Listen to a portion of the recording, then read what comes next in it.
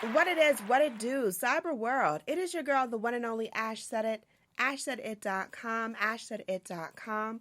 This is the Ash Said It Daily Podcast Show. I appreciate you guys for all of your love and support. Makes a huge difference, over 1,100 episodes, 500,000 streams worldwide. None of this would be possible without you guys, so I thank you so very much. Today, we are joined by top influencer. You guys may have seen her feed. She's always posting on social media, making us real hungry. Lindsay of the Hunger Diaries. Hey, Lindsay. Hi, how you doing? I'm good. How are you doing today? I'm doing great. Thank you so much. Thank you so much for joining us. So, Lindsay, to start things off, where are you from?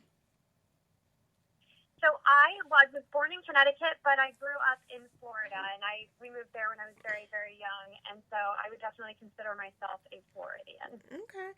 And how did you end up in the ATL? So my boyfriend and we've been dating for 4 years now, and about 2 years into our relationship, he got into Georgia Tech's MBA program. So we moved to Atlanta for a year and a half, and now we are in Minneapolis for the job that he got. Okay, cool.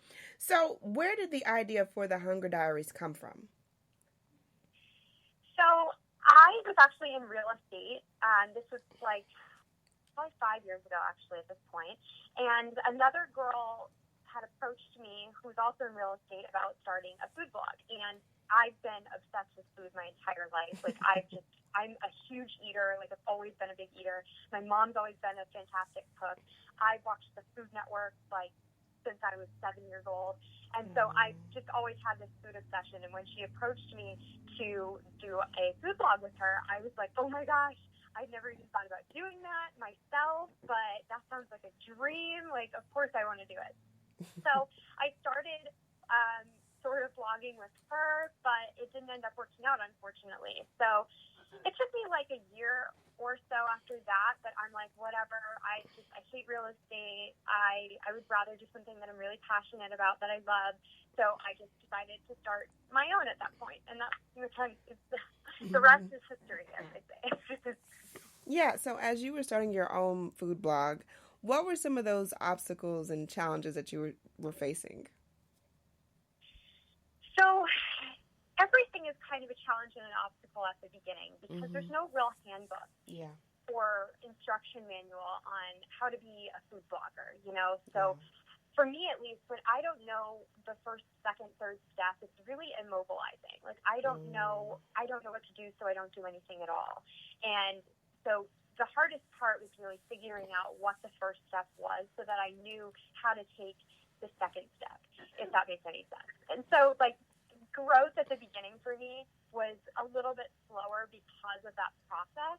But as time goes on, obviously, you get a little bit more comfortable figuring things out that you don't know and being uncomfortable, basically, because it's a whole lot of learning how to live in an uncomfortable state and just embrace it. Yeah. I think that's one of the top things to really get used to is like you said, there's no blueprint to tell you exactly how to be an influencer and how to do this and that or whatever. So you got to kind of figure it out on the way down. That's usually exactly. What happens. And the internet is your oyster these days. So the information's out there. You just have to figure out what it is that you're looking for. This is true. All right, you guys. So we're going to take a brief break. When we come back, we're talking more with Lindsay. We're talking the Hunger Diaries. And we're talking about what she's got up her sleeve next. So hang tight. We'll be right back. Did you know that some foods can cause weight gain, body aches, and extreme fatigue? These are just some of the symptoms of food intolerance. Well, what is food intolerance? Food intolerance can occur when the body cannot properly digest certain foods. This can result in acid reflux, migraines, and so many other painful issues. How do you find out what foods are causing this irritation? It's easy. Pinner Test. With 500,000 satisfied clients worldwide, Pinner Test is the #1 way of identifying foods that may be causing discomfort. This simple at-home kit is easy to use with results usually within 2 weeks via email. It's that simple, all right? What are you waiting for? Go visit pinnertest.com and use my special promo code AshSaidIt for your discount today. Welcome back to the Ash Said It Daily podcast show. I'm your girl, Ash Brown. We're talking with Lindsay of thehungerdiaries.com. So, Lindsay, let's talk about some food, all right? Because your social feeds leave us, just thinking about all kinds of goody yumminess. But I want to know, as far as you're concerned, when you started taking pictures and taking videos and boomerangs and all that good stuff, how long did it take you to get the picture that you desired to post? Oh, man. So when I first started, I was just using my phone, and I really had no idea what I was doing. I had no idea about lighting. I had no idea about, composition. I was really just in the dark on the whole thing. And so about a year and a half after I started the blog, I took a photography course online, and that really helped me. I had just recently gotten a DSLR camera, so that camera plus the photography class really, really pushed my photography skills way, way up to from where they were before. And I've just continued to try to learn now how to get better with photography, because I really think that once you learn the basics there, that's when you're putting food in the best light, literally and physically, as you know what I'm saying. Yeah. But as far as how I know I got the good shot, half of it has to do with what the food looks like when it comes out to me. And for me, since I do honest reviews, I don't often tell restaurants that I'm coming in. So I sort of rely on them creating a dish that really looks pretty to eat first and foremost. So if the dish looks great when it comes out, it's really, really helpful.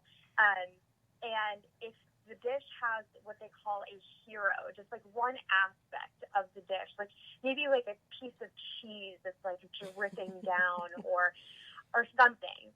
If you can find something like that in your food and focus on that, then I think that it really brings your photography to life. What would you say has been your moment of confirmation? That moment where you felt like, wow, I'm doing something different, or maybe I do have a gift and an eye for food.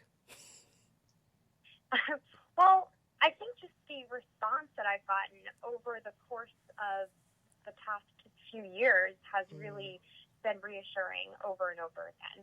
As I've grown, I've had more and more people reach out to me saying, I just really appreciate the reviews that you give. Nobody else is really honest on Instagram. They send me messages, you're the best follow on IG, your pictures are always beautiful. And I think that they really like seeing me insert myself into the brand as well.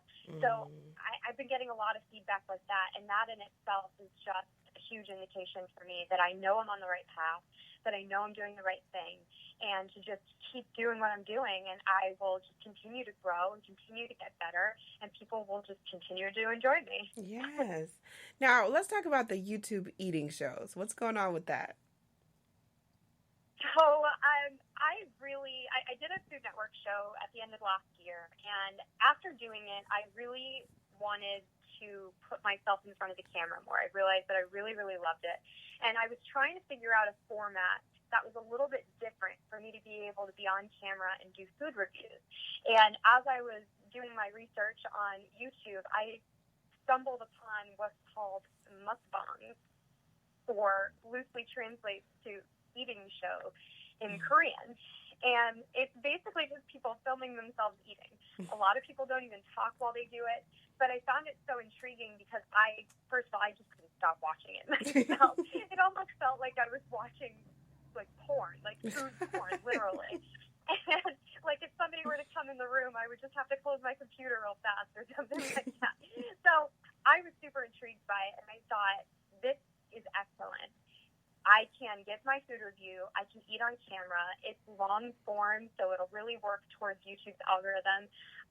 And I've just been having so much fun doing it. It's been so much more fun than the old YouTube videos that I was doing. And I really enjoy it more than anything on Instagram right now. So, yeah, I've got tons of plans for these YouTube videos. So many, traveling eating shows to plan to do, and yeah. So if anybody is interested in something like that, they should definitely check out my YouTube channel because it's so much fun. Awesome. All right, so with this experience under your belt, and now you're a pro. Like looking at your feet, like I said, looking at your feet, I'm like, okay, where in Atlanta can I get that? Okay, all right. Lindsay said, get this. Oh, we gotta stop at that spot. So with all this experience under your belt, and nothing is done without trial and error. What advice could you offer to anyone now that aspires to be an influencer, be a food influencer like yourself? I would just say you really need to just strive to be better every single day. For me, if I had settled for my iPhone pictures and settled for the editing that I knew how to do when I started and settled for my education level on all of the subject matter that I do, then I would have never gotten better. I would have never grown. And the second thing I would say is you really have to push yourself out of your comfort zone. I mentioned at the beginning of our talk, being uncomfortable is just, it's inevitable. It's going to happen. And so you have to find a way to just find comfort being uncomfortable because you're going to have to do it. It's just like, there's no way around it. And if you decide to stay comfortable, you're never going to advance. So education and get comfortable with being uncomfortable are my two big tips. Sounds like a plan. Lindsay, thank you so much for joining us today. We appreciate you so very much. Oh, thank you so much for having me. This is so fun. This is awesome. So let everyone know, Lindsay, the best way to get in contact with you and, of course, to follow your social. So you can follow me on Instagram. If you wanted to contact me personally, DM on Instagram is definitely the best way. My Instagram handle is at @the_hunger_diaries. And then on YouTube, you can just search The Hunger Diaries and you'll see my picture come up with noodles hanging out of my mouth.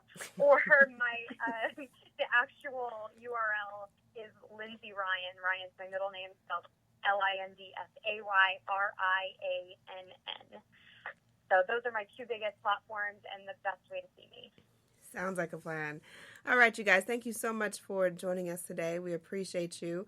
Keep in mind, anyone to tell you that you can't do what you want to do, you look them square in the face and tell them, don't believe me, just watch. Watch what I do. Watch me make it happen. Watch me make history.